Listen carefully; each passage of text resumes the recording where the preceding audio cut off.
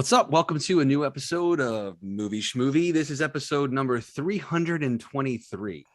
It's my new favorite episode because I like palindromes and it's an easy one. So I'm Steve. I'm one of the co-hosts. I'm here as always with Ron and John. Look at that, guys. Good to see you guys. Good to see you guys. I was hoping you would mention the palindrome thing. Yeah, I got you covered, John. Do you have a favorite palindrome? I mean, the first one that comes to mind as like in elementary school was like Madam, I'm Adam.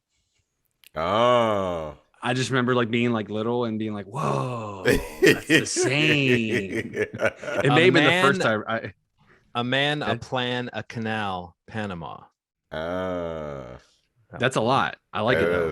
Mine is the other one. Go hang a salami. I'm a lasagna hog. That's one. Oh.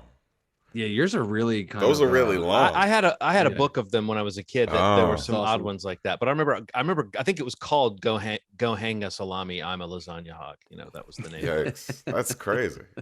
Mine is race car. That's my favorite. Yeah, one. That's great. Simple. I mean, there's so many. Simple one. Yeah, nice and simple. No, the longer they get, the trick is actually making them work. And the elegant ones like race car or Taco Cat, those are the ones that really bring joy to your heart because they're simple concepts. Yeah.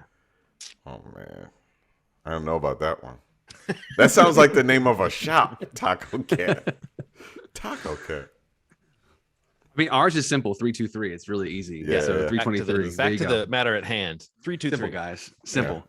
Yeah, man. Good to see you guys. Another episode. We're gonna kind of go through a couple new items. We all checked out the new Netflix record-breaking starring blockbuster movie. Red Notice. The very easy to find on Netflix. Red Notice. Yes. It was right there. I went there. If you couldn't find it, you probably weren't logged into it. And even then, I think it's probably on the login page. I couldn't tell you, but yeah. No, but this time I logged in. I was like, I gotta watch Red Notice, and it was like right there at number one. I was like, okay, good, click. The problem now is that the go button. You know how there's like a select button on the remote. That button has had it. No. 3 buttons on the remote that have had it, and this makes sense if you think about it, are rewind, pause, and select. Yeah. I guess I'm going to order a new remote because those are you know, you can't have that weird thing where you press down, you don't know if it's engaging, and then you have to hold it down really hard every time. It's like, that's too much. You want that instant touch. You know, this is 2021. Yeah. I can't be living with this, like pressing your thumb into a little rubber button. What platform? What is that? A Roku or it's a Amazon? It's an LG TV. Oh, the actual TV. Oh, your LG TV remote. You're using that smart system. The whole family is laying on that select button, man. We're all giving it. How do you like using the smart TV as your primary? I kind of liked it. I kind of love it. I mean, they add things after a while. Like HBO Max is on there now. LG is kind of way down the pike when it comes to like adding stuff. But you don't ever hear. There's not even a news story about it. It just comes up. But HBO Max is on there now. The streamer apps. I wish I didn't. I use the Roku right now mostly for the couple of the streamer apps that we have for people that give us, content. So legal content. Yeah. That we're allowed to watch. Like something we're going to talk about tonight. I feel like my experience with all these, like the TV platforms, like the Samsungs, LGs, any of them, I feel like they've always been horrible personally. Yeah. I feel like they're so behind and outdated. Like the UI is so clunky. My first experience with a good one is actually, I just got the Sony XR something, but it's the Android platform. So it's like Android built in.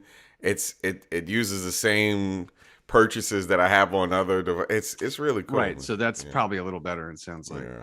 Well, I mean, maybe I would see something better and go, oh wow, but this you hit the button, all the options come up, you just scroll to the one you want, select it. So it's not really like So I don't feel like I have to go through a bunch of screens and it's all happening while whatever is still on screen you're watching it, so it's not like but I don't know what's fancy. What's better? What do you like better about your setup other than the interface on the television? Probably just the clarity. I don't think I've ever. The Apple TV has this like auto adjust thing with your TV, so it says like you have these features and it does the best color palette for your TV. Now that feature alone. So I watch. I mean, we were going to watch 007 on my Xbox because sometimes. This is a long, boring thing, but my Xbox is more compatible with my Atmos setup, so it throws around sound better. So we use that version of Plex sometimes for the AV receiver to push the Atmos, because Apple is weird about their Atmos. Long story short. So I played it on the Xbox. That's hooked up the same way, same place. It just didn't look as good. I put it on my Apple TV and it looked like butter, man. Same source, same ports, I use the same HDMI cables for all of my inputs. It just looks good. I mean, that's really what it is. I mean, they're doing something with like compatibility and the clarity of the picture. I just haven't seen it in anything else except for a new device that I just got. But yes, Apple TV seems to be it. I feel like I'm just trying to sell you on this thing, but that's the difference. I like the Apple TV too. Like I got the one finally for the basement. I'm Roku all around, and I generally like the streamer interface is better, like the UI UX. That whole spectrum, like on the Roku or even on the Amazon. My parents have those, but the app, I think they're all better. Like from my experience that I've had on like the smart systems that are built into the TVs, I just think because there's just more time and actual architecture in it than the ones that come with your TV. You're buying the TV for like the hardware. Yeah. You know what I mean? But I think that like the Roku and the Apple TV, I like both of them quite a bit. I finally got the Apple. I was telling Ronald on our group thread, like I don't like the one that I got. Like I don't like the remote at all. The remote's pretty bad. Yeah. But I can, you can buy the new remote, but then that's like another $40 or whatever. And I don't know if I want to pay that. But I think across the board, the Roku I've used forever, and I like my Roku. I don't see that much of a difference in the interface between the two, between my LG and the Roku. Like as far as a point of comparison, they don't seem that different. So that's why I'm wondering what the. Do you have like a cable subscription still? Mm-mm. You don't. So you just use the interface for the LG smart stuff. That's kind of amazing. It's all like it's all coming through the Wi-Fi. So it's yeah. Because I feel like I know a lot of people that still have like the TV and they use that smart system through the TV because they still have their cable going through their TV. They want to stay in that interface. Yeah. So I was kind of curious about that because I literally just like one of my TVs is a Roku TV, where it's built into the TV. Yeah. Right. I bet that would be seamless at least. That's like awesome, because even if you had the live TV or like an antenna, like it's just one of the tiles, like it's one of the apps is your live TV. So that's it's really cool the way they lay it out. But I really like the Apple TV. It's definitely better hardware. Like you're obviously paying for it. It's like 3 times the price of a Roku. Yeah, but everybody has an app for it, or at least again back to like when we get press access to something. Those screen and that's why I bought it. Or all honestly, that, that's why I bought it. Like some of the apps that we've used, like Ronald said, he's been able to watch them on his Apple TV, like some of the press screening apps that we use, and I watch them on my computer or the browser because the Roku doesn't have it on the platform. Yeah. So it's nice that some of them would be available to me. I only have it on my one TV in the basement, but it's like the best setup that I have. So like with the surround sound and everything, so I have it going through that. Cool. Yeah. They're nice. They're expensive, but little tech talk section. Yeah, I just got an Android media That's player the theme too. for the tech talk section. Yeah. Yeah, I got an NVIDIA Shield, like just to compare. I was like, let me get a high-end Android. I've always pushed Apple. I got a high-end Android.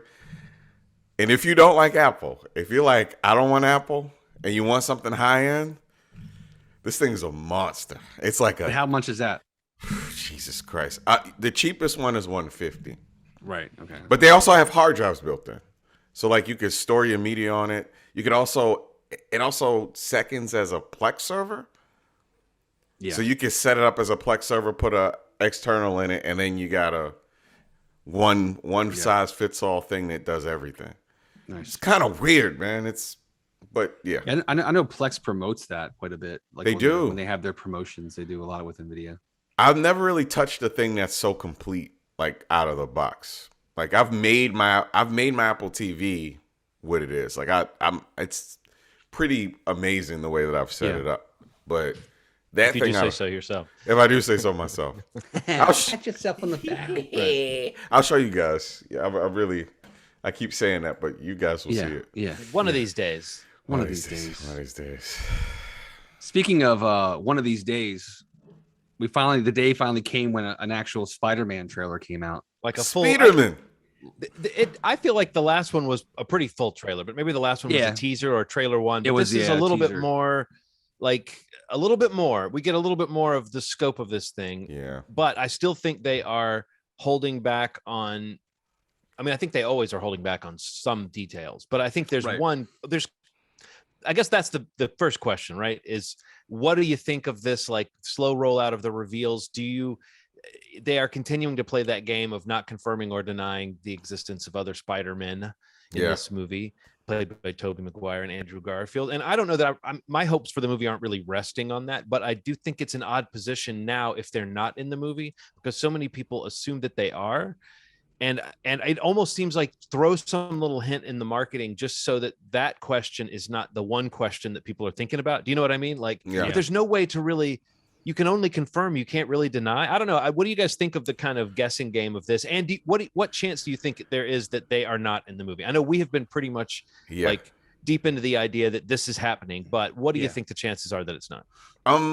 A couple like a week and a half ago, some pictures leaked, and some pretty big movie bloggers put it up, and within 2 hours of posting it, a Sony rep called them and told them to take it down. I mean, that's like if they were fake, and it had the 3 Spider-Mans in it, so it's interesting. So I don't think this is the last trailer, though. I think this is because a couple things. It didn't say final trailer because, typically Marvel lets you know. They're like, this is the final trailer. Also, they didn't announce when the tickets were going on. They didn't announce in the trailer. Sometimes they'll say like, that's usually the last trailer is buy your tickets now. At least there's some new TV ads around that time, but you're right. You usually do get like what is this trailer hyping? And I always do think like, what does this trailer exist for? Like, why are we getting this one now? And there's like different promotional reasons, or because they have events scheduled why they do these things. So what do you think, Ronald? Do you think so? You think they're in it? And Steve, you think this is all still just gamesmanship, that they're keeping it out of the marketing? Yeah. Okay. I mean, I kind of agree, but I don't have that much invested in it, really. I think it'll be cool if it happens, but I really hope they don't confirm it. Like, I really think at this point they should never confirm it. Like, even if there's even if there's a final trailer, like, I think just what this movie is for like movie going, for the box office, for Sony, for Marvel, for the MCU, it's got a lot of like weight to carry. And I feel like if they can go into the opening without like everything being confirmed, I think it just adds to the mystique of like, even if people believe it's happening, like I think we all do, like there's something that they're creating with this theater going experience, with this exclusive window. It's like you want to see it in a theater because you want to see if they're in it. Even if you have seen the leaks, even if you've read the reactions, whatever it might be, like personally, I don't think the teaser or this trailer are either of them are like very good. Like I wanted to get to that. I saw somebody say on Twitter, and I thought this was perfect. This was going to be my second question for you guys, which is like, what do you think of the trailers? Not so much how does the movie look, which still looks fine to me, but like what do you think of these trailers? Someone said these trailers are the equivalent of those new movie posters everyone hates. That's just a bunch of faces on it. And I do think like there's a difference between a good trailer and a successful next time on Marvel. And I think that most of the Marvel trailers are next time on Marvel, like next time on your favorite Marvel TV show, your favorite Marvel soap opera that you're going to go to the theater to see, right? It's rare that they make a trailer that actually feels like it has some artfulness to it as a trailer. And it really got me to thinking about the difference between, a trailer that has cool scenes in it and make me, more sure I'm going to see a movie versus a trailer that I'm like, that was a well-made piece of something that like got me intrigued, but didn't just throw a bunch of images at me. And I think these Spider-Man trailers feel not like they're insecure, but they just feel like they're just next time on reels. There's no real shape to them as trailers.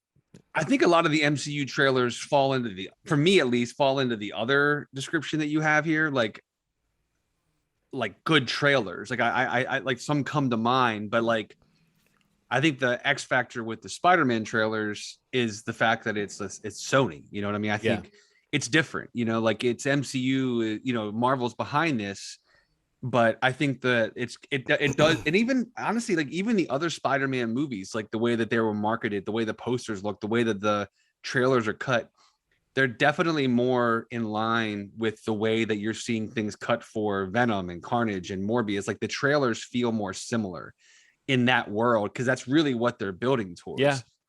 But the Marvel trailers, you know, some of them are very cookie cutter. Some of them are just like, you know, okay, that looks like the movie's going to be cool. But I feel like some of the Marvel trailers are like really great.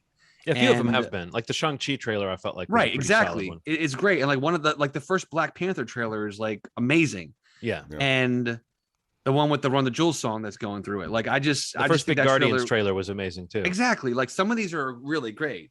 And I mean, I just think that for what this movie is for so many things, the trailers have been very underwhelming. And I think that it's a part of, it's not changing how I feel about the movie or my want to see it. But I think it's really this like weird balance of like the way that Sony wants to market it and the way that Marvel wants to withhold information from it for the theater, you know, push. Because it even looks like in this trailer, there are scenes where things are like removed digitally. Did you read about there's a shot where the lizard, like his head gets punched hit back. Yeah. And it reminds me of both Thor Ragnarok and Civil War and the last two Avengers movies as well. Yeah. That there were like shots where a character who was inserted or deleted from a scene to not reveal something that had happened. Right. Little moments like that. So, I think that we know that the trailer doesn't tell you the whole story, but that was when I saw that shot of the lizard. If anyone's listening and they don't know, there's a shot in the trailer where 5 of Spider-Man's villains are kind of coming at him and Spider-Man's jumping into the maw and fighting them. And the lizard is one of them. And if you look closely, you see that he kind of takes a punch, but there's nobody there to punch him, which would suggest that somebody removed something from that shot digitally, or something hasn't been added officially yet or whatever. But like, yeah, they're very calculated with that stuff. And I wonder if those little clues are there. I wonder if they noticed the lizard thing or if they just thought maybe people wouldn't notice it. But I think the other thing is the way the trailers are put together is different from the way the movies are put together. Because I've seen several Marvel movies where the trailers felt a little clunky and then they get into the movie and it's smoother and it's more paced. And it's like, well, this feels like the finished product. The trailer is still a peek at an unfinished product. And I, sometimes it's even if it's the same line, it's a different take or a different shot that's actually in the movie from the trailer. So yeah, they're tweaking these things up to the last second. But in terms of what they've shown us so far, it does seem like they've given us a barrage of, like, if you don't like that buildings and vehicles multiplying and closing in on themselves, like if you got tired of that in Doctor Strange, it sounds like you might just want to sit this one out. Well, I'm wondering if that's their version of multiverse. It's like, for now, that's what that means, is we're just going to get lots and lots of that Inception effect. It looks cool though. And seeing Spider-Man deal with this, I like the suggestion of the story that's coming out of this. We already had the first trailer that suggested that Spider-Man's the reason why something messed up is happening. Now it looks like he has an additional Peter Parker style dilemma of like how to handle these guys who are appearing from other dimensions, but in a humane way, like how to be the same, like non-murderous Spider-Man that he's always been. Again, that to me feels like a really good Peter Parker problem of like, not just how to fix a problem you caused, but also like how you can't just do it with force. You've got to do it some other way. So yeah, I'm sold for this movie, but it's not because of the trailers, and there are moments that feel cool and moments that feel flat. And I just feel like it's not one of those. It didn't even occur to me, Steve. Good point though about the Sony factor, that it's not totally under that control, that whether you like it or not has been so successful in terms of the way they dole out information and the way they present it and keeping it in style and everything. It feels like, that cousin that you knew from when you were a kid that just, you see him at a family reunion and you're like, so what do you do for a living? You're like, well, I have a podcast. You know what you should do? You should start talking to strippers. That's what you should start doing. You should start interviewing strippers. And then you should have an Instagram. You're like, man, what is this? That's every time I see a Sony thing, it feels so no thought put into the idea that this has like a standard of quality. Like, you know what I mean? Like, yeah. It's a very strange. Yeah. Like the Marvel thing pisses me off. I don't like everything being kind of similar, right? I think And it's a everything double-edged is sword. It's yeah. what makes it work, but it also is the thing that can kind of make you sick of it sometimes. Then when you see a Sony thing that you know, Morbius and I have to say this, man, Venom, Let There Be Carnage was hard to watch, man. It like took everything that was solid in the first movie and shit on it, and it was just I did not enjoy that the way that I thought that I would, because the first one was so wacky, and I loved how wacky and fun it was. But good Lord, I'm like, this is it. This is what Morbius is gonna. Is Morbius gonna feel like this? Is Venom gonna be like this in Spider-Man's world now? God, it was. I had fun with it, but I didn't watch the first one, and it was also just kind of a family night out at the movies. So maybe I had really low stakes. It's okay that you liked it. No, I'm surprised to hear him say that the first one was so much better, because it's like I don't know. I thought they were kind of two peas in a pod from what I'd heard about it. So I'm curious. I definitely agree with you, Ronald. Like I wasn't a fan either, but I do think it's a little more consistent with the first one than it sounds like you did. But I mean, right, more consistent than not with the tone. Right, but I mean, like more consistent, but turning it up, like playing into probably a lot of the stuff that you probably didn't like about the first one, which is kind of where I fell. But regardless, I was going to say, like, speaking of the Sony of it all, and we can kind of move on to our next topic. But ironically, I kind of that last Morbius trailer, I actually kind of made me more interested in seeing it. Yeah. Like than probably any of the trailers for the movies that we just talked about. Like even the Spider-Man trailers, like beyond what I'm already in for this Spidey movie. Like I don't really care or know much about Morbius, or the first teaser didn't do anything for me. But I mean, I thought the second trailer that they put out was a lot better. And I kind of actually want to see that movie. And I have no belief that it's going to be anything special, but all to just say, like, these trailers that aren't really cut very well, that one seemed a little more maybe engaged with what that movie actually is. And if it is kind of darker like that, not as all around silly as Venom or Carnage was, that I think would be kind of cool. But man. I don't know. But yeah, Spider-Man tickets go on sale next or a couple weeks from now, and theaters December 17th, and maybe we'll see another trailer. We'll see. That's so soon. But very soon. Man, it's crazy. It's crazy to be here so fast. Yeah. All right, cool. Well, let's jump in. What are we going to go to now? We're going to be talking about a couple TV shows and a movie. So where are we going? Maybe Curb? You want to start with something? Okay. Yeah, start with Curb. Yeah, so Curb Your Enthusiasm is on its 11th season, if I'm not mistaken. Yeah. Wowzer. So crazy. How many years is that? They've taken some off years. Yeah, they have been breaks. Yeah. When did it start? I don't know. I'm checking. Beep, bop, boop, bop, boop. Beep, bop, beep, scop, skadoodle doop. It began in oh boy, that's not helping me. 2000? 2000, yeah.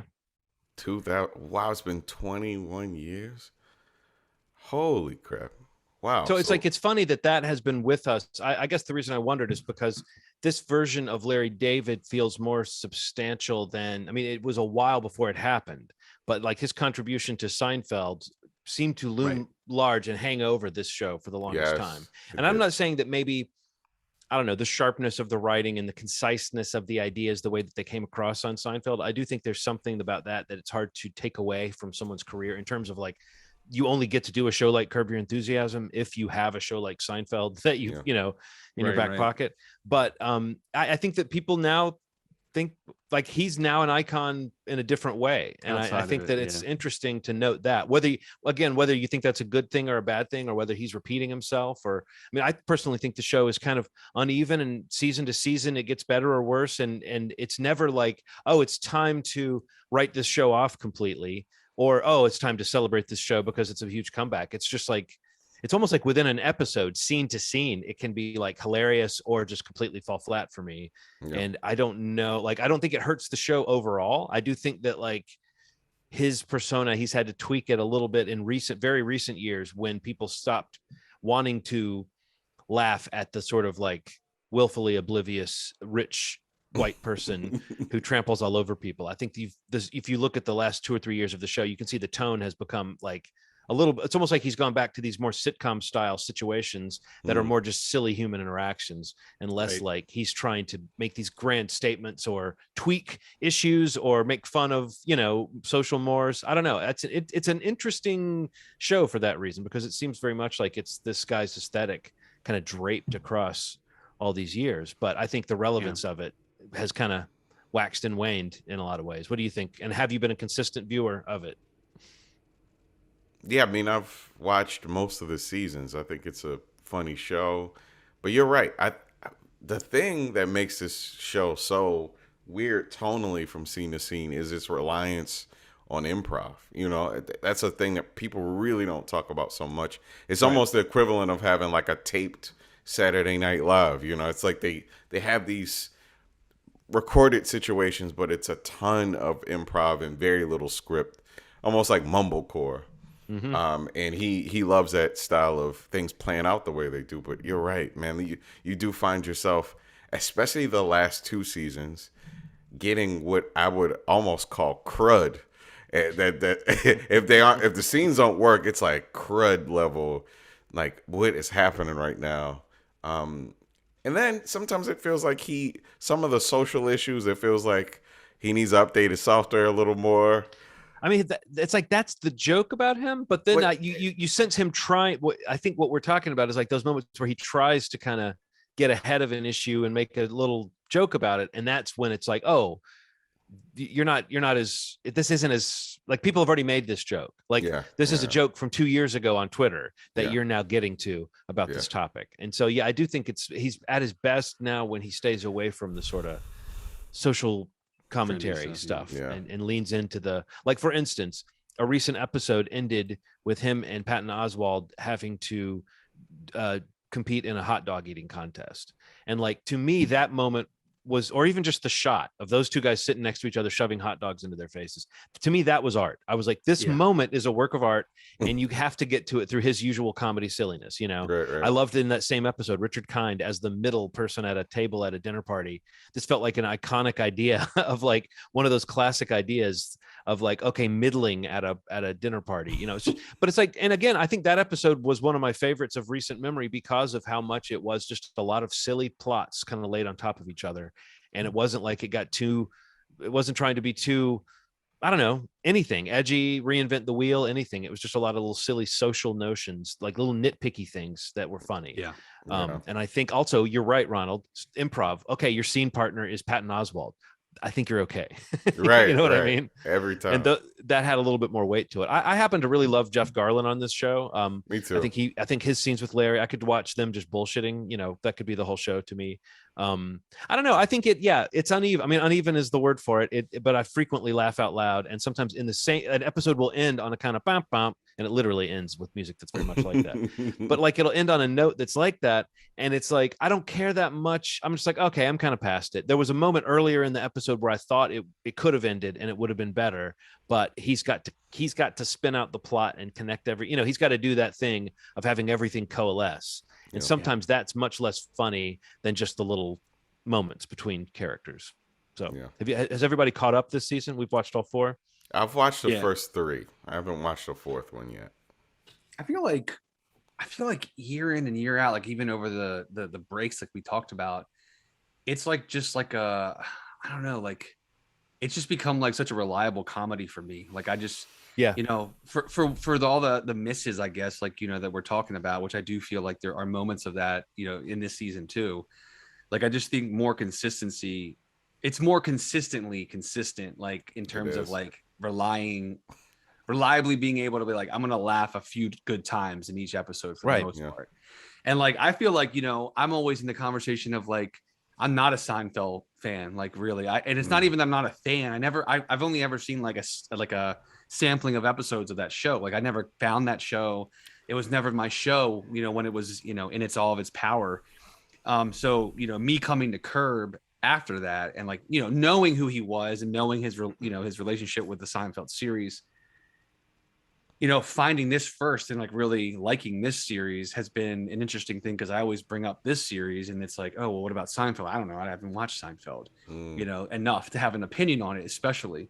But this is something that, it's crazy that, it's been on for over 2 decades, that like you're talking, this is still something that's coming out, and for more often than not is pretty funny comedy series, and there's a reason that HBO is going to continue doing it as long as he wants to do it. But and I mean, the other thing that's always like a really good enjoyment from episode to episode is just like the guest cast that they get on the show, because it's really kind of unrivaled, really, in terms of the scope and the frequency, and other shows. Like Vince that are on Vaughn TV. is now a supporting player on the show, right? Like crazy, right? And then you have basically most people that are in the comedy world that probably at some point have been on the show in some capacity. And most of the people that you like too. And that chemistry you're talking about too, Steve. Vince Vaughn's a good example. He and Larry can talk about something, and it's not even a particularly funny exchange, but you're just sort of like, there's something crackling in the air, because these are 2 different comic energies, and they're both capable of improvising. And there's no question that like Larry David kind of carefully chooses who's going to be, or his production team chooses who's going to be on the show. And it's like, I mean, I hate to use him as an example. I'll switch from Woody Allen. I'll say Coen Brothers. If you get cast in a Coen Brothers movie, you sort of know like, oh, there's that kind of Coensy kind of acting. I'm going to go play in that sandbox. Right. And so I think if you go on Curb, you kind of know the sort of sparring you might be doing. And so seeing someone like Vince Vaughn, who can totally handle himself, and has like his different physicality, different energy, but he's like there to sort of play. It doesn't even have to be that funny. I can enjoy the interplay. Yeah. So. And there's nothing like seeing Larry yell at people like that. There's nothing like it. Like no matter how funny the scene is or not fun, him yelling at people is undefeated. And it's something about an awkward exchange that he has where you realize that he is taking advantage of a situation or assuming something about something. It just undefeated, man. He's so funny. And I've come to kind of feel like I loved Seinfeld when it aired. But he's one of those people where Larry's interviews on late night shows are just as interesting as his role on Curb. So, I think I like that sort of feel of him more than I like that about Jerry Seinfeld. Whenever I see Jerry talk outside of, comedians in cars or his stand-up, I'm always like, man, what is? Yeah, why is he so mad? He's never seemed like a very cool guy, like a fun guy or anything. Yeah. I also think that Seinfeld, just formally, it's the old classic sitcom with the overactive laugh track. I mean, I think there's a lot about Curb that makes it feel more scalable to the modern age and the modern sensibilities, even if some of those early seasons might feel dated now with how it handles quote unquote political correctness, but I think that's part of the funniness with Larry, is that letting himself be the butt of the joke so often, it does kind of create this world where he can kind of get away, quote unquote, with things. But I think that people are less interested in that kind of comedy right now. I don't even think it's a matter of being offended. It's more a matter of just, we've seen the sort of despicable person who makes you cringe. That in and of itself has to have something else attached to it to be funny. And I think what Curb provides is that silliness I was talking about, and just that interplay between characters like Jeff and Larry could just sit there and talk, like like there's a scene of a well, I don't want to spoil it for you, Ronald, but there's an upcoming episode where there's just it cuts to Jeff Garland, and he just has such a funny line that just kind of is catching you up on the story at that point. But it's just such a funny non sequitur line outside of the story. But and then you got JB Smoove and people like that are like part of that supporting cast that we're talking about, who just really are a reason that the show is funny. Sometimes like the best part of an episode will be just his delivery of something, or the way that he kind of backs Larry up, while also they're not really like great tight friends, but they kind of have each other's back. It's a really funny relationship. Yeah. He was invested in that ass, which is a line for episode 3 that's like stuck in my head. Mary Ferguson. Mary Ferguson. Yeah. So So great yeah, show. yeah, and it's like I think that it's had seasons where it's been okay and then been better. I mean, I almost feel like it's right now. This has been a pretty solid season thus far in terms Yeah. of just overall watchability.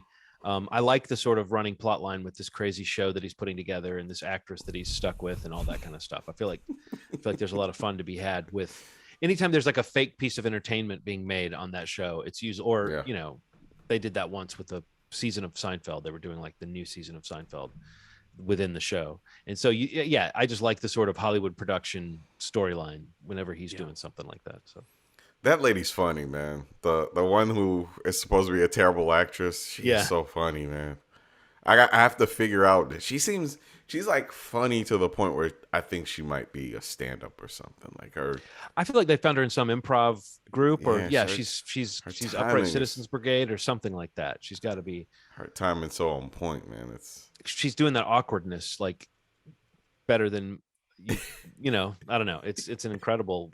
I mean, you haven't seen a character quite like whenever she's acting and she's throwing all this weird stuff into it. Yeah, man. All right. So let's move on to another show. How much have you guys watched of The Shrink Next Door? First three. What about you, Steve? I've only finished the first two. Okay. The ones that are out. Well, the more will be out by the time this comes out. But yes. Well, the first three I think are unembargoed at this point. Okay. Gotcha. I've watched the whole series, but the show is going to be weekly from here on out. And I think it goes. There's like 8 episodes total. So I don't know. To me, it was interesting. Were either of you familiar with the podcast that it's based on? No. My wife is very familiar with it. She was so excited when she saw the trailer. She's like, "This looks familiar, like something I've seen before." And then she's like, as the story goes on, she's like, "Oh, this is the Shrink next." Yeah, that's what.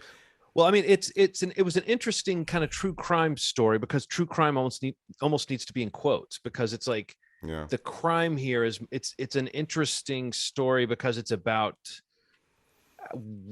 how responsible is someone who comes into your life and kind of influences you, and if you willingly, it's a con man kind of thing, but it's like at what point are you the one who's really the problem in your own life if you're letting someone in the door like that? And I don't know. And also, why would someone need to manipulate and take advantage in that way? And it gets you to thinking about those different archetypes. Like Paul Rudd's character, Ike Herskopf, is a therapist who is he's that guy who comes in and like has a secret handshake with everybody and talks the trash with everybody, but like no one really likes him, but he's a mover and a shaker. It's like, so everybody thinks that everybody else likes him, or I don't know. Those types of guys are interesting to me because at least as a role, it's Paul Rudd kind of taking his charm and weaponizing it and turning it into this sour thing that by the time you get to the end of 8 episodes, you want to see everybody punch Paul Rudd in the face. And that's like not something that you're used to.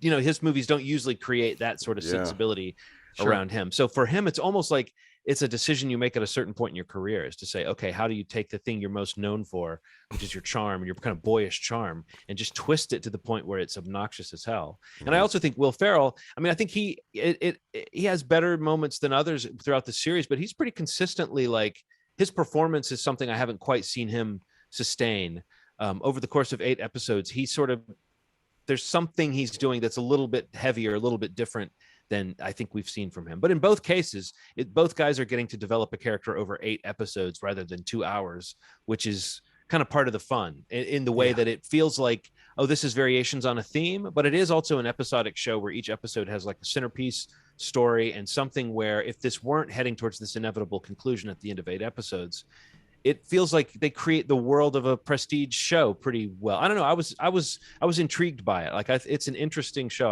I can't wait to hear what you guys think once you've seen the full story, because that's the whole question is like, how interested are people going to be in a story like this, where there's not like murder, where it's much more just like a true psychological thriller. It's about manipulation and gaslighting, but it's not about violence. It's interesting, man. Like sometimes because these shows look so good, they're the production so high, man. Like I feel spoiled. I feel like I'm diving into this world that every episode feels like a clip from a movie, and that's differentiation that's happening, or lack thereof, with HBOs and the Hulus and Apple TVs and Amazons and Netflix. Like, it is crazy how cinematic these shows feel. Like, it just feels like I'm diving into something that I would not have ever been able to dive into 10 years ago. And the performance is just like, you're right. I think that's what Will Ferrell's doing right now in that show is just so different from anything he's ever done. Restrained, Restrained, subtle. There's a lot of nuance to the performance. Yeah, I'm excited to see how it plays out. I'm trying to ignore, because Aaron every once in a while will say something about it. I'm like, hey, don't tell me anything about it. When we started watching it, I said to Nikki, don't look this up, because I don't remember how much the show, I listened to the podcast maybe a couple of years ago. So it's like, I don't remember how much the show sticks to the details, but the overall shape of it, that whole idea of just, this is decades of this guy's life where he's in the thrall of this therapist who's, who seems to be doing this with a lot of his patients, but definitely in the case of this guy, he's kind of found a cash cow, mark, so to speak, an easy mark. And the Will Ferrell character is like this, I think that like it starts when he's 40 and it goes to the time when he's about 70. And I don't know, there's something about that idea, even though this guy was by all accounts in real life, kind of almost like a childlike guy who never really settled into a relationship. He didn't have a lot of romance in his life. He was just kind of one of those people who had a slightly different path. It made him kind of easy pickings because he was sort of, and I think a lot of adult men are in a position where they don't have like close friends. They don't have confidants. They don't have people. Like, it's a known thing that a lot of men's best friends are their wives, and women are like, no, I have like 5 best friends who I like to spend time with. And my husband, the only person my husband can talk to is me. It's like that. It's a societal issue. I think younger guys are much more likely to have like close friends who are, I don't know. There's something that's been destigmatized, I think, for men to kind of be like opening up about their feelings and having friendships like that. But the guys of a certain age, of a certain generation, it's like when you're 40, you're not out making friends. You're not out having new relationships, new things happening in your life. So I think this makes this guy vulnerable in a sense to someone who's going to make him feel special, going to make him feel like the focus of something. And at no point does Paul Rudd not see, or does Dr. Ike not seize on like this all. The guy Marty shows one little moment of like, oh, he's got this house, he's got this property, he's got these holdings, and you see the light bulb go off or go on over Paul Rudd's head of like, oh, I see how I can. And he does the con man thing. If you watch every step of the way, he gets Will Ferrell to be the one to say, well, you could help me out with this, or you could move in, or you could stay here to do it. Yeah. So it's like the ultimate. Yeah. It's disgusting, in a different movie, you'd be laughing at it, but in this story, it's almost like using these two guys, and even Michael Showalter, the director of the first 4 episodes, is mostly known for comedy. I think it's almost like everybody involved is doing that, of saying, let's have Kathryn Hahn. And by the way, she's great. She's so good at it. She's in it, and then she's not, and that has a lot to do with the real story. But there's an interesting feeling when she's not around to kind of help Will Ferrell. You see how much more vulnerable he becomes. But I don't know, to take these comic actors and let them be funny, but also once you're in like episode 6 or 7, the drama is what's holding the show together, not like big laughs or anything. So it's almost like an experiment. It's almost like, how deep can we go into this, this thing that can have these funny moments, but then the next scene is something where you just feel uncomfortable. Yeah. I feel like this is another show though, like where I don't know anybody that knows that this show exists, like besides us. Yeah. Like, mentioning it to some friends of mine, like having watched the first couple episodes and, no clue. And again, we talked about like the Apple TV Plus of it all, but like, it just blows my mind that there's like this much of a quality show, like with big actors and actresses that are consistently good / great, and everything that they're in, and Kathryn Hahn even having like a year where, WandaVision was such a huge thing, and especially her character, to see her come here at the back end of the year in another show on a big platform where she's great in it, to the point that I've seen so far. And like, I just feel like this show is like going without a trace. Like no one knows it exists.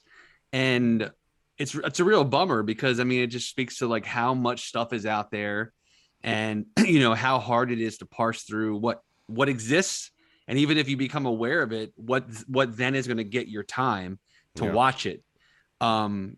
Because you know I kind of felt the same way. I mean, it definitely crossed over a little more, but like even like, you know, Only Murders in the Building, like that's another one where I was like, this is an amazing show, and like very few people knew about that show, you know. And again, it's on another big platform with big stars, young and old.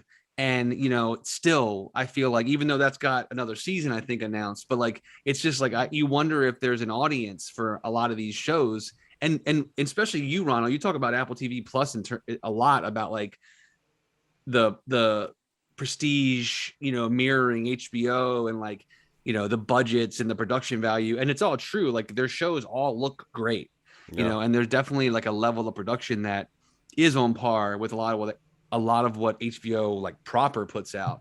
But like the whole time I'm watching it, and like, and just to be clear, like I love the first 2 episodes. Like I don't know the story. I knew of the podcast. I don't know where it's going to go, but obviously these people that I love in general, Paul Rudd, Will Ferrell, you know, Catherine Hahn, Casey Wilson's also really good in it.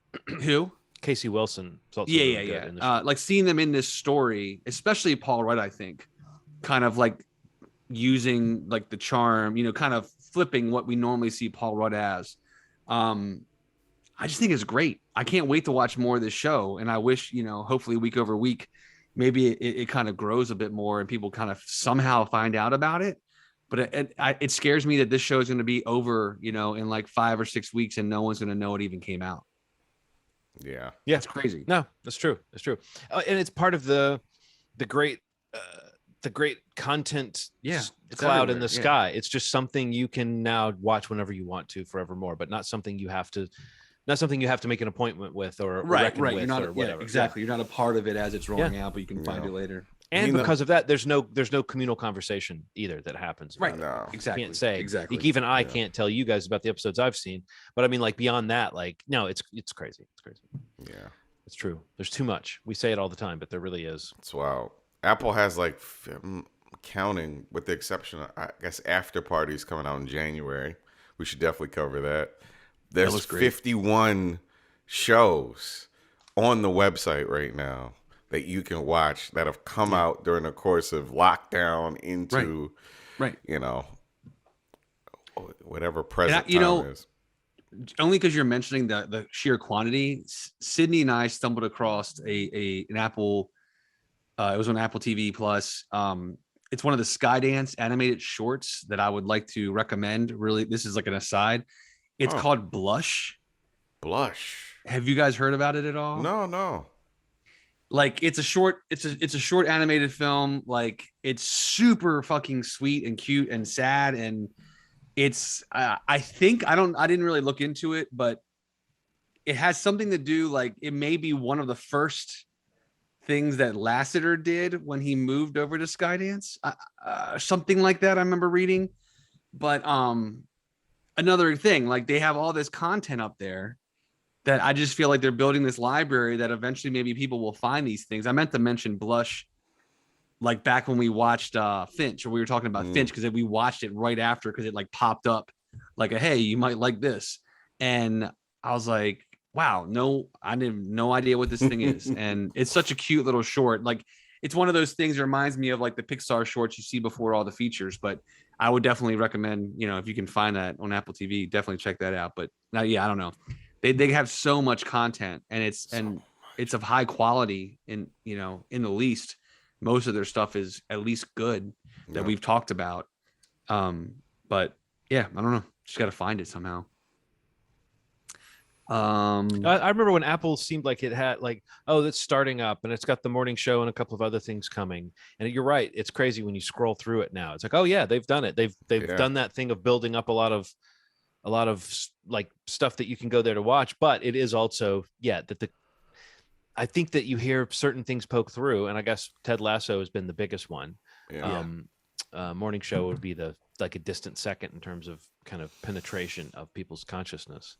And I don't even know what would be. Then it's a bunch of other stuff that's just like way below that. I think probably For All Mankind was probably one of the other ones that probably That's true. I saw a lot of people posting about. Well, I'm seeing people start to talk about what was the last thing we were just talking about? We not Shrink Next Door, but Curb.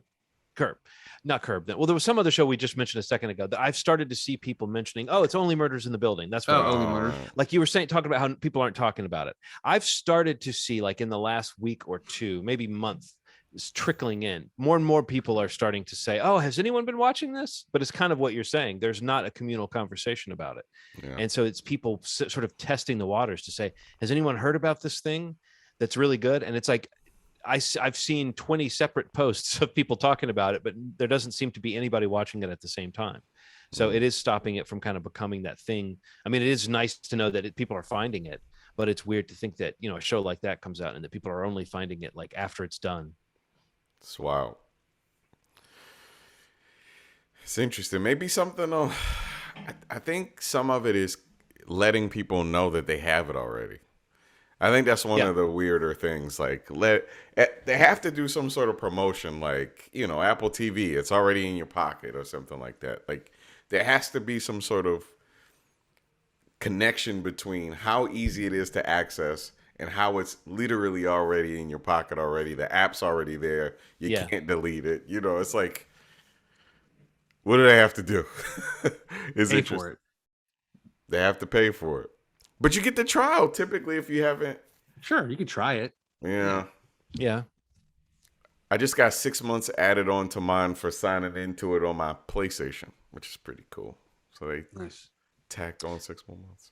What streamer do you think gets the most play with you guys? I mean, obviously, Only Murders in the Building is Hulu. Then we're talking about shows only The Shrink Next Door on Apple, and then we got a movie coming up that's on Netflix. I mean, like, I don't know, like it's probably Netflix. Netflix is the big one for you. In my house, Hulu for sure. Yeah, Hulu's the bigger one for us.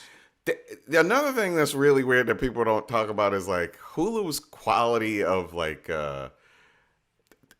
Everything looks good on it. I can't figure out what that is. Like, every time I press play, it looks like sharp beyond sharp. Like, I don't know. It's probably that adaptive quality of your Apple TV that you were promoting. Maybe, man. We talk about Aaron and I talk about it all the time because we watch a lot of stuff on Netflix and we watch a lot of stuff on Hulu, and we'll just be like playing a TV show. I'm like, why does Hulu look so damn good on this screen? It's like, I don't know. It's a good service. I feel like I also watch a lot of HBO Max. Yeah, HBO Max is that's creeping up for me, definitely. Yeah. Slowly, I agree. So for bang for your buck, there's nothing that compares to HBO Max. If you want something with like, if you want a good cartoon library, if you want they're now putting new DC movies on there right after a couple months after they come out. It is the definitive DC world. It's you can watch anime on it. You can watch the original stuff. It is packed. I don't see how it's worth the money. Yeah, I mean it's like they should be charging way more than they do, but thank goodness they don't charge any more than they do. But so it's a strange sentiment. I'm glad that it's priced where it is. Worth the money, huh? Was speaking of worth the money. Was your monthly subscription to Netflix worth the money to be able to watch Red Notice? Ronald, that's directed at you. Yeah. To start. Look, man, I figured something out. Netflix is trying to fill a void, man. Romantic comedies were on a serious decline until Netflix started making. Well, it's algorithm. I mean, it's algorithm city, right? I mean, it's like algorithm city. Like, this movie feels like it was algorithmically programmed for sure. Movies like Red Notice literally don't get made anymore. So it's like they're like, can we make an action film that hits all these sectors and has a couple modern references so that the people watching feel cool? It's an Instagram joke because you have Deadpool being Deadpool and everything. So like isn't that just Ryan Reynolds by default? It's Ryan Reynolds by default. That is his.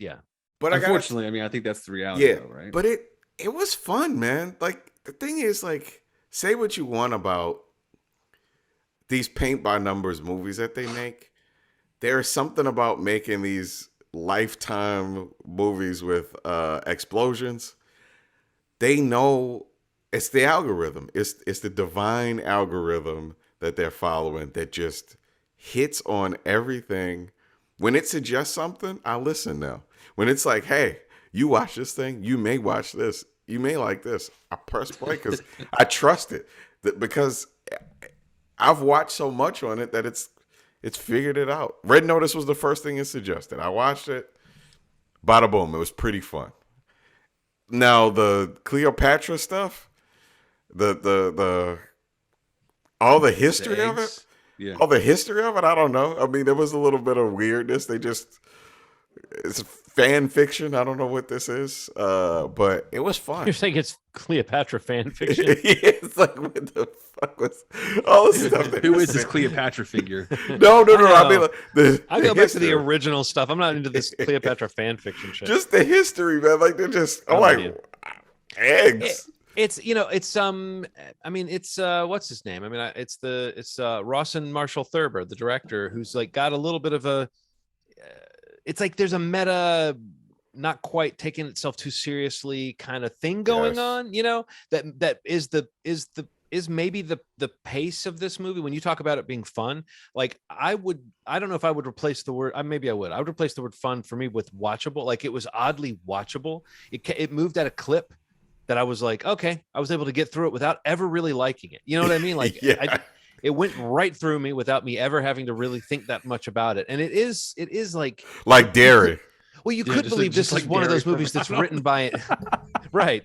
I was thinking the same thing. It went through me. Yeah. Like I was lactose intolerant, but like it was definitely like algorithmically programmed to the point where this could be one of those movies written by an AI. Like all the wisecracks, all the little asides, everything felt like it could have been something's approximation of how these movies work. And the kind of movie it's trying to be is an odd, I don't know if it's dated for me or not, but it's like, it felt like it was doing Indiana Jones at the same time that it's doing like the Steve Carell Get Smart movie or something. I don't know. It's like it sort of seemed like it was I don't know. I don't remember this movie. Wasn't there a movie called X versus Sever? I feel like this was that too. X versus Sever. I just feel like this was just like an action thing with like a very mild sort of wink jokes in it. And I think it's proof once again that Dwayne "The Rock" Johnson has chemistry with everybody except for his romantic partners in films. Like he has chemistry with Ryan Reynolds. I didn't think it was more bad. Believable than his. I'm not gonna say man, it was horrible. I thought it was like he actually seemed a little more invested in his interactions with Ryan Reynolds. And then there's moments where there's romance. It's like but there's a lot of things you're not. That was better. That was better than him with Gal. Like. Yeah. Oh, spoiler. But no, there were a lot of moments of this movie that I was like, because Nikki came through a couple times when I was watching it, and she was like not interested in watching it with me, but she could kind of, is this any good? And I was like, I don't know. Like it's all right. It's like it's kind of it's everything we've just said. It's like a programmer, and it is weird that it's the kind of movie that it is, and that this is the kind of thing Netflix can make now and kind of poop out onto their service, and it won't be like. It's just another bit of content, and I guess it is pretty popular. It was the number one thing that came up on the Netflix chart, but instantly forgettable movie. So here's the thing though, like I got to challenge these comments you guys are making a little bit. So the programming, like the Netflix of it all, you do realize this movie had nothing to do with Netflix up until like 9 months ago, right? 10 months ago. No, but they know what to pick though. I'm saying this movie was made. No, I know. No. I know all of that. I'm just saying. So what you're saying, there's an algorithm that makes this movie to hit all these things. That movie was made before Netflix. No, I'm saying they know what works. I'm saying they like strong, big black dudes and snarky white dudes and a sexy, racially ambiguous word. I'm just saying they know what works. And they like, and even I'm talking about this movie feels. That I knew. I knew they acquired it. Like, to me, it's like I don't care if a robot or it's actually written and directed by Rawson Marshall Thurber, so it's an auteur piece, But it totally feels like it's geared towards like it's like got placeholder jokes in it. It's got like a certain kind of energy to it that sort of, I don't know, it crackles along, but it's got no substance to it. To me, like it just felt like a big like cotton candy in movie form. Have you guys heard of the Laughintosh 3000? It's a sketch on SNL. No. Man, it's a robot. It's a robot that makes jokes. It reminds me of. You should watch. It was on the last episode of SNL with Jonathan Majors, but it reminded me of how these jokes were told. It's like, you know what? I think when I was first getting into the brand of Ryan and those like very of Ryan, like a cult, the very specific, because I got the phone, I got Mint Mobile. I kind of bought into Ryan Reynolds' brand, and then there's like a thing that wrestlers do when they go to a town where they're like, I hate Pittsburgh, I hate the Steelers. It's like he has his humor sometimes can feel like it's like villain from wrestling, just getting cheap heat is essentially what I'm saying, and it works. Yeah. But The Rock was definitely the weakest part of this movie, man. Like, I can't tell what he's doing sometimes. I can't tell. So this week's episode, I'm going to make a comment. Oh. This week's actor that I may be done with is Dwayne "The Rock" Johnson. Last week it was Rami Malek. And, I'm loving these stances, Steve. Like, I feel like I'm at a point where I'm going to just make these comments and not like keep it to myself, because maybe people agree. I don't know. But like, obviously he's a huge star. I do like The Rock. I think like he is like whatever today's version of a star is, like kind of same thing as like Mark Wahlberg. Like, these are bankable stars. Like the two of them are really bankable stars in Hollywood or whatever system they're, Netflix, maybe, I don't know. But I feel like I felt about the same with Jungle Cruise, like, and John's comment about like his chemistry with female leads, like that are opposite him. Like, they're always way better than him. And even when they're together, like, he is unable to be elevated by them because like he is always The Rock. He is always Dwayne Johnson, in every movie basically. And the only time he hasn't been that, was more so like what? Pain and Gain. Right, exactly. Is a Michael Bay movie. He played a character in irony that, of this, and the movie wasn't built around holding up his character and making his character seem like the coolest thing. And who else is in that movie with him? Mark Wahlberg. Yeah. So, and they're both great in that movie, I think. I know. I just feel like let's take a little breakout moment to say that Mark Wahlberg and Dwayne "The Rock" Johnson and maybe Anthony Mackie's most sensitive performances to date were in Michael Bay's attempt at a Coen Brothers movie about bodybuilding. Because he even said that was the movie where he was influenced by the Coen Brothers. And it's like, but oddly, an oddly watchable movie, and the performances are really there. And I do think I remember on this show talking about The Rock and us being like, he can do it now. Like, this guy has proven he can do it all. But I don't know. You're right. Has he done anything that self-effacing? Not at all. Then? No. And the thing is, self-effacing for him is like somebody telling them that his jacket is too small, or shocking him in the nuts. Yeah, man. Right. It's like that to me. It's like it's athlete jokes, like jokes that I've definitely heard in the hallways of high school when somebody bumps into you and you make a joke about them. It's just like this is the only type of thing that really sits in his head as something that is passable as humor. I need you to tell me that my head is too big for my neck, and then I'll go, oh, and then you know what it is. He's not far enough removed from. God, man, when this is like a real thing. When Batista left wrestling, he didn't seek out the same sort of thing through acting. It was like he really wanted to be an actor. He dove into it. He started doing like smaller indie films, like, there's things I could point to that I was like, he's starting to get his chops, right? The Rock has been a superstar from wrestling on. He never started at a bottom rung.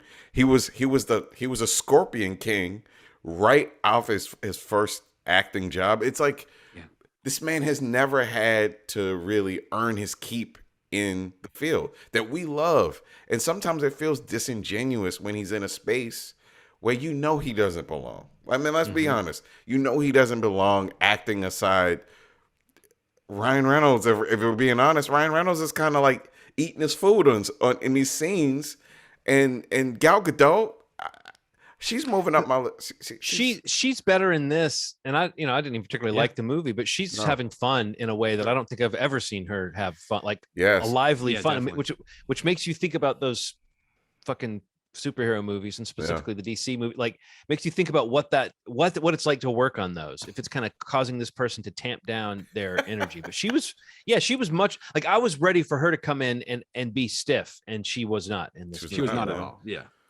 I don't know. I don't know. I just feel like it's weird. It's a weird. No, it's true. Weird time to like see The Rock put out these movies, and like we even were talking / joking about Black Adam, like the all the press is about how cool he is and how badass he is, right? And it's just like that's the entire brand of like his movie stardom right now. It's just that, and I've told you what it is, Steve. It's what? Yeah, I've told you what it is. He's not a nice person. I don't know. I don't know. Right. He's not. He's not a nice person, but he wants to be. You said it's an Ellen DeGeneres kind of thing where it's okay. Like, have you seen he's what's known for being this one thing, but yes. he's actually behind the scenes very controlling and very. Have you heard about everything that's happening with the Will Smith book, where Will Smith has essentially said that the person that you've known is a character. He's constructed it, right? And I didn't feel that until he started to lose, where I felt like the cracks were starting to come, and he started to like openly feel a little weirder than The Rock hasn't lost, and he's trying to be a version of himself. I can't wait to see what The Rock's really like. I don't like what I see. I don't like the like weird. And he's insulated. He's insulated though, also like in what he's doing, because he's so involved in everything. Yes. Like it's all going through, like a lot of this stuff is now going through like his production company. Like I think this movie actually, like he was in on the ground floor with the writer director, because they did like Skyscraper together. They've done a couple of movies together. And like, so to say like he really is trying to prevent a movie from failing, like even how in the term you mentioned it before, like the times he's gotten defensive about things not going so well. Like those are the small little cracks that we have seen. But in the last few years, where his like star has continued to soar, even through a pandemic, like you see Jungle Cruise come out, and it kind of underperforms / overperforms for a pandemic movie, right? And like just enough that they announce a sequel. And now Red Notice comes out. This is under his production company. And it's Netflix's biggest movie over the 3-day weekend. And I'm sure the numbers over the next 4 weeks are going to be very large, as they should be. It's like their biggest movie ever, basically. But I mean, like, I feel like he's doing he's very smart. Like he's got the right people around him. Hell yeah.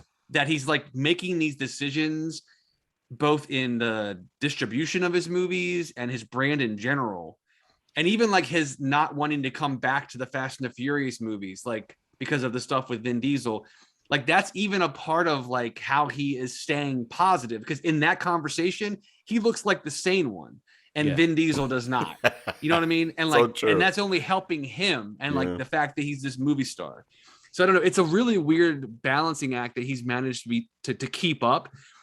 But I'm really starting to feel diminishing returns. And I mean, I in general like The Rock, and I've liked a lot of the stuff he's been in. But like, these last like 3 or 4 things he's been in, I've just felt like I can only see you so many more times be the same thing in a different setting, that I'm going to just be like, I've probably seen enough. There are touches in this movie where they let you believe for a minute that he's down, that he's not aware and he's not the coolest guy, right? And even just a guy wearing a leather jacket with a turtleneck underneath it, like there's just different things going on where it's like you can see the slightly scuzzy down market, down on his luck character. You can see it, you can see him, you can see that he could do it, right? Probably. Like again, I don't know how he could. Again, I still think maybe he'd become a stiff once romance enters into the thing, but maybe not. I don't know. It's an odd thing that he's a guy that turns on so many people, I think, but I don't think he's a very this is a weird thing to say, but he seems like to have not like the sex appeal or like the sexy, like I think people are attracted to him because he's a specimen, but he doesn't seem to have like sparks that definitely not. No. And he seems to be it might be that kind of controlled thing, but there were parts of this movie where I was like, oh, I can envision, I was kind of thinking ahead of this conversation, I guess. I can picture him playing a guy who gets knocked around and I can picture it. I can picture him just taking the right kind of roles and working with the right kind of directors. But I think that, and we've talked about this with different stars over the course of the show, where it's like certain people, they have a little too much of a machine that clicks into place when they're involved in a project, like Tom Cruise, you might say.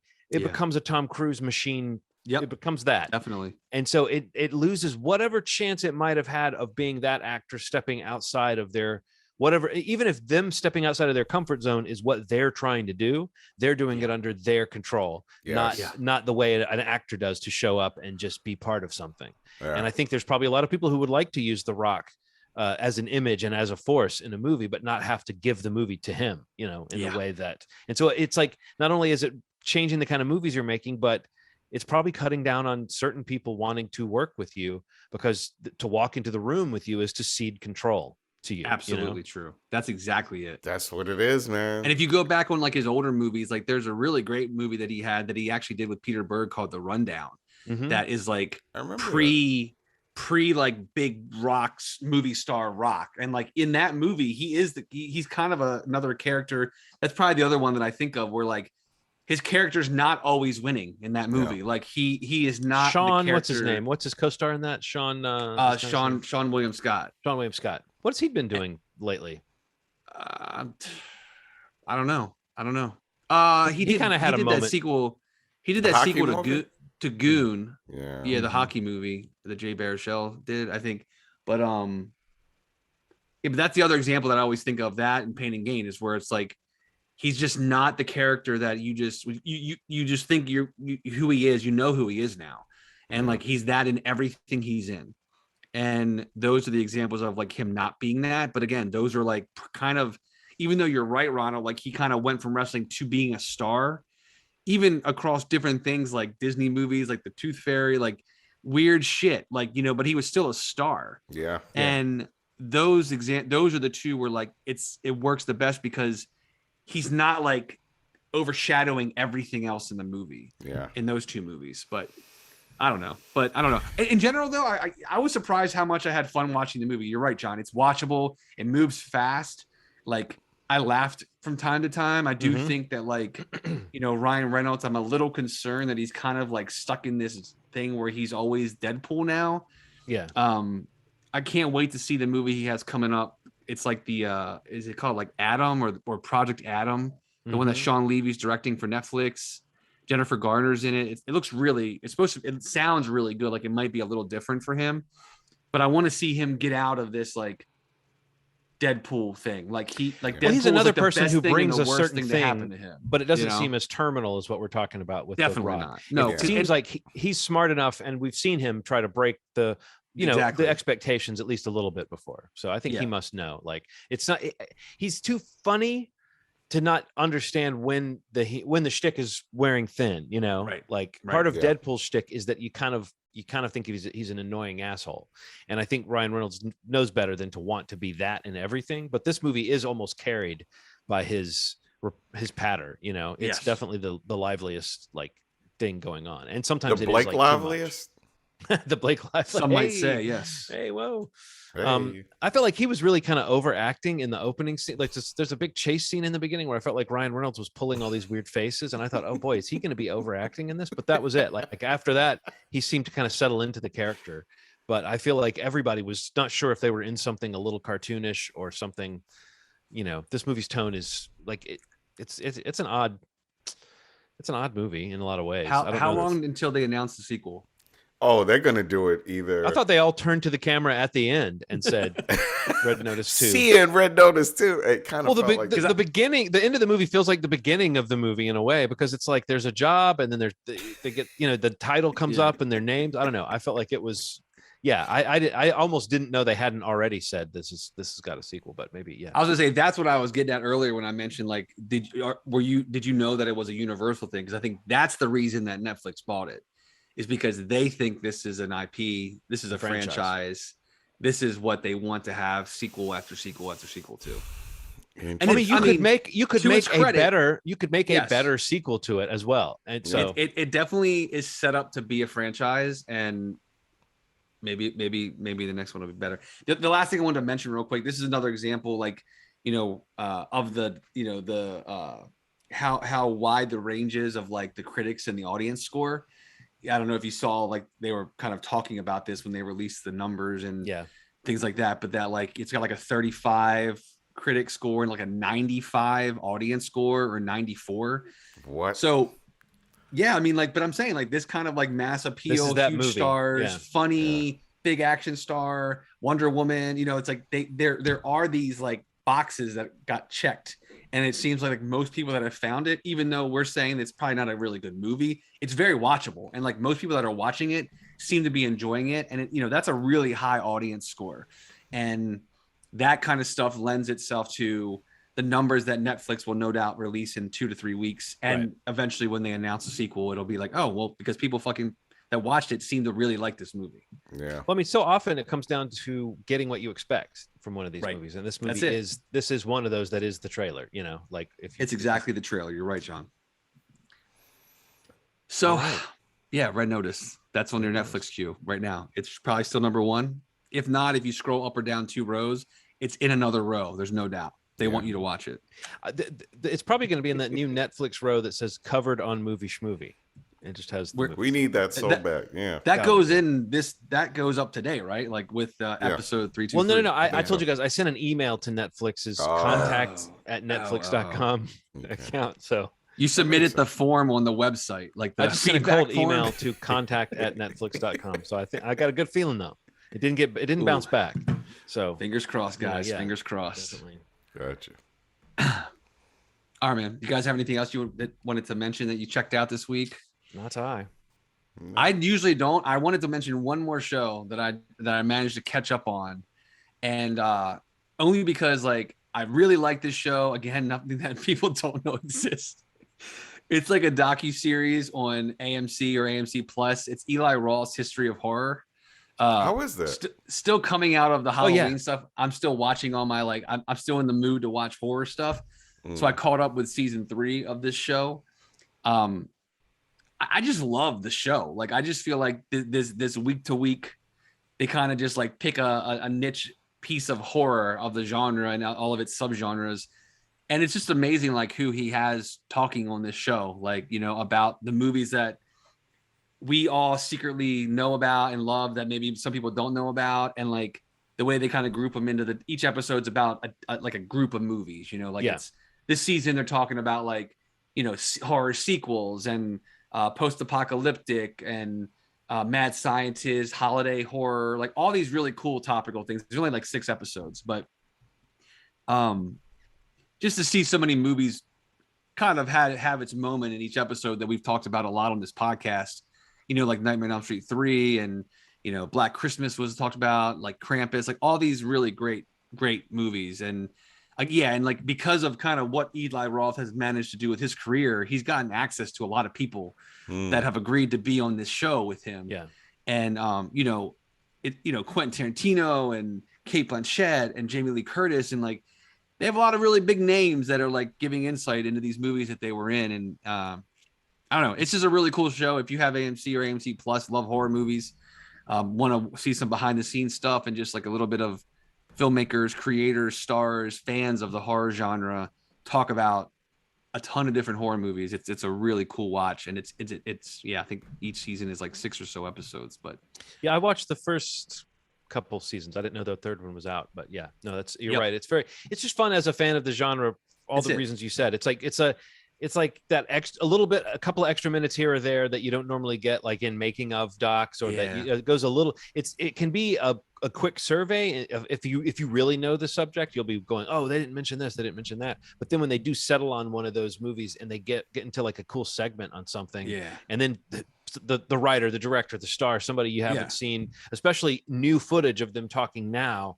I don't know. Yeah, you're right. It is. Awesome. It is like, it feels like Eli Roth has like a legitimizing thing, both as a horror genre person and as just a guy who's got connections. So it does feel like, for sure, Like when you're seeing Tarantino and John Carpenter. I think John Carpenter's been on there. Yeah, he was on one, and like Joe Dante's in this. He's in a bunch he talks about Gremlin 2, and he's like and you know and when he has them talking about a lot of other stuff that the season is going to be talking about. So they kind of pop up a lot. And Rob Zombie was on there, and Zombie's on this movies, season, but he's always interesting to hear talk about stuff. He's another true fan of the genre. So anyway, a lot of fun. AMC or AMC Plus if that's their streaming option, but it's the 3rd season of Eli Roth's History of Horror. Cool. And that is it. That's 323. That's the palindrome. Schmovie.com is the website. And as we mentioned last week, we've got the YouTube stuff, the URL correct now. The youtube.com/movie schmovie podcast. Yeah, there you go. It's really, really easy. So yeah, you can subscribe there, hit the bell for notifications when new episodes come out every Friday. Or on the website, movieschmovie.com, you can jump into any of the podcast platforms to subscribe to the podcast. Or just go to that website, set a little reminder for yourself and go to the website, just listen right there. Facebook has its own stream now for the podcast. If you follow the page there, you'll get new episodes every Friday there too.